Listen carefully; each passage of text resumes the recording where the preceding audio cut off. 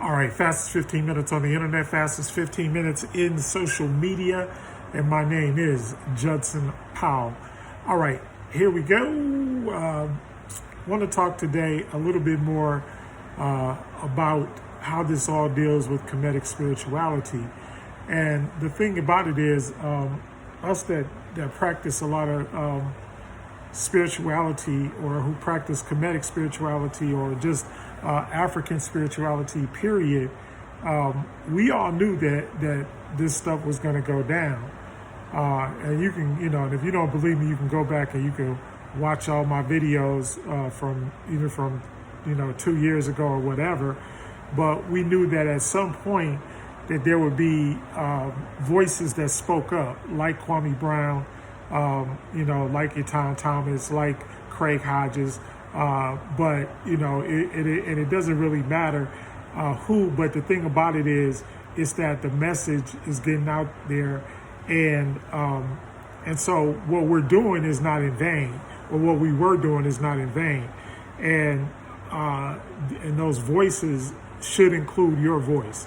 So that's what I'm trying to get at today. You have to speak up. Everybody has to start speaking up. If somebody wrongs you, it has to do with white supremacy or, anything like that, or white nationalism, then you got to speak up. You got to open your mouth, because if you don't, then, nothing will change. But right now, we definitely have the elders and the ancestors on our side, and we got all of the people that we need on our side when we got them. And I just want y'all to make sure that this time around, revolutionaries, everybody has to be the revolutionary, everybody. And it doesn't, and it goes beyond political parties and beyond everything that's going on, because everybody that's basically non-Caucasian is catching hell out here. And that's the other thing, and stop making, that's the other thing. These trolls are making wars that we don't need. We're not fighting with Asian people. We're not fighting, all the Asian people ain't never did nothing to oppress you.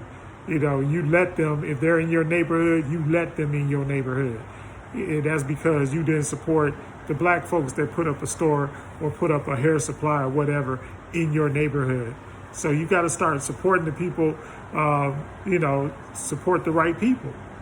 Because that's why, look, they're in our neighborhoods because we support them. If we didn't support them, they would not be in your neighborhood. Trust and believe that. Because they don't want to be there no more than y'all want to be there. So I'm just being honest. They don't want to be there. They're there because they know that that's a niche market that they can take home cash.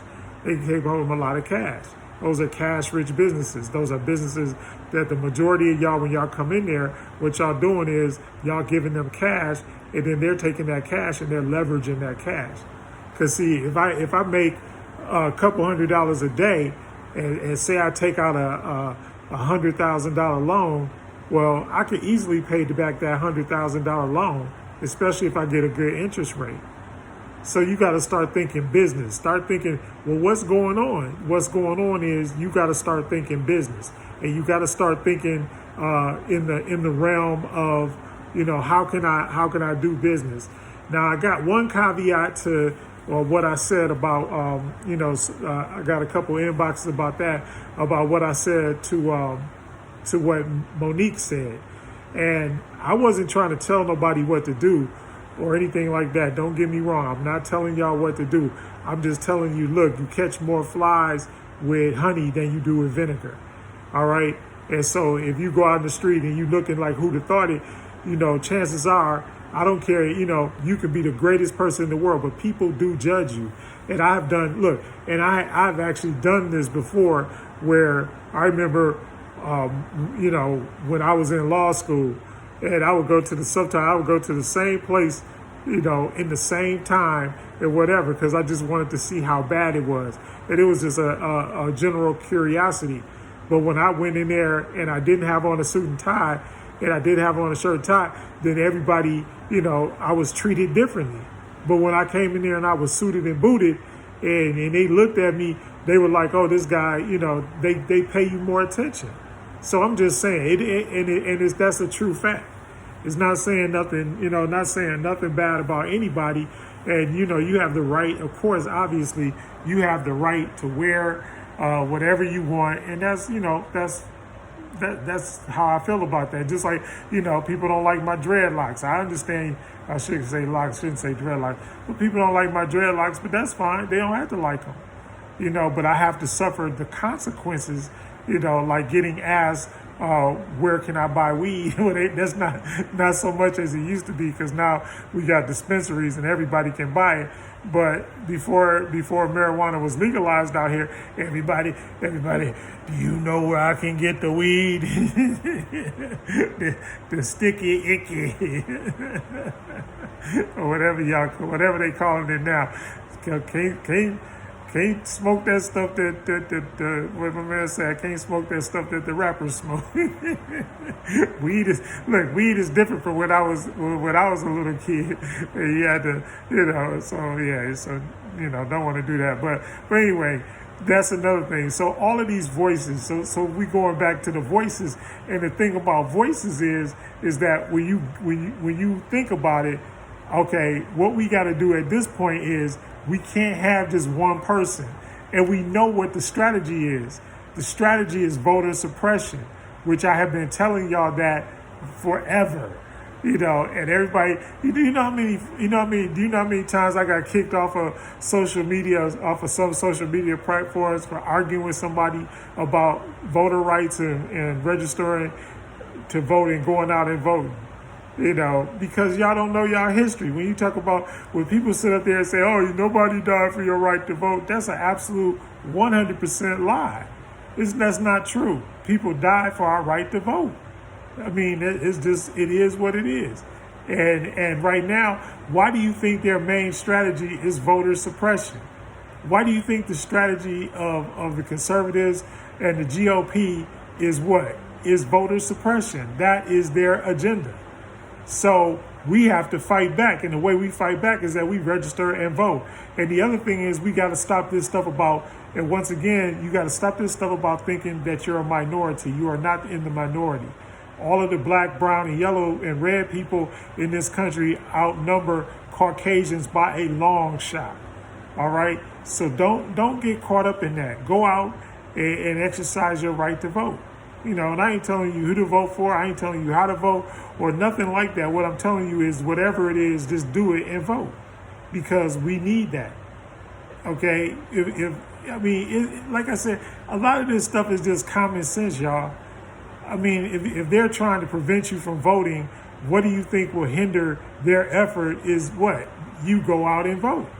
That's the only thing that can hinder their effort. Everything else is just, talk. Everybody want to talk about this, talk about that. But look, stop talking. And like I said, people that if they treat you bad in some place, sue them. Make these people pay. Sue them, get that money. Get that money. And I'm speaking from the lawyer, put on my lawyer cap, sue them. Don't let them get away with stupidity or not saying something or keeping your mouth shut.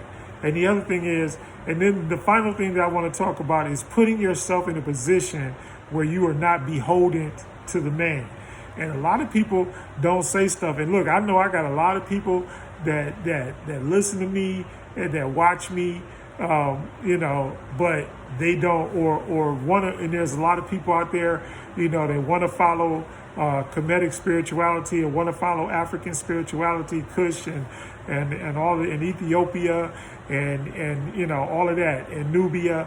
They want to follow all this stuff in Benin and Nigeria's religions and all that, but they're afraid to follow it because of number one, what people will say, and number two, the consequences that, because of the cancel society. And the funny thing about it is, when I was thinking about this today, and I was on the phone, and when I hung up the phone, there was an interview with Cat Williams that was on, and he was talking about cancel culture. He was like, look, can't nobody really cancel nobody, because in order to cancel somebody, everybody has to make a concerted effort, and we ain't united on one thing. So I know we ain't united on making a concerted effort to cancel anybody.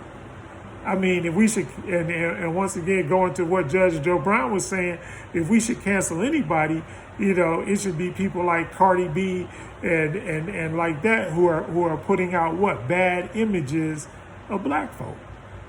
And y'all can say, but see, what's gonna happen is, so now that I said that, somebody's gonna say, oh, well, you hating on her and blah blah blah blah blah. But what you don't understand is when I show that many millions of impressions and the impression that it has on young women, and this is a woman that admittedly drugged and robbed people back before she got famous, which sounds like Bill Cosby to me, but I guess some people can get away with it and other people can't. Who knew, right? Who knew? So I'm just saying, and Cardi B's contribution to the world and to society is nowhere near what Bill Cosby's is. All right, and I don't want to, I'm not trying to, and I'm just stating facts. I guess that's what I'm trying to say. I'm not putting her down. I'm just saying facts of what, and these are things that she said, not things that I made up about her. And the people that we should be following and the people that we should be listening to, we're not following and we're not listening to them. And finally, when Kwame Brown came out, that's why that was good. And that's why it's good that his voice is out there, because what happened to him in basketball happens to people in every single walk of life. And I think that's the next thing that needs to be explored. Because I saw things, I saw racism, systemic racism, where it came to my uncles and my father and everybody else, where large corporations and stuff that they kept black people down, and they didn't come out and say it, but they didn't have to. It's just like redlining. We know that redlining exists. We can't necessarily there's not necessarily a poster child for redlining. But we know that redlining exists. We know that it happened. We know that, and we just had one where this lady got white people to go in to her house. She got her house appraised, and she was like, well, dang, this is like thousands of dollars less than what my house is worth. So she got a white family to go in there and then called a different appraiser, and the value of her house went sky high because as she knew it.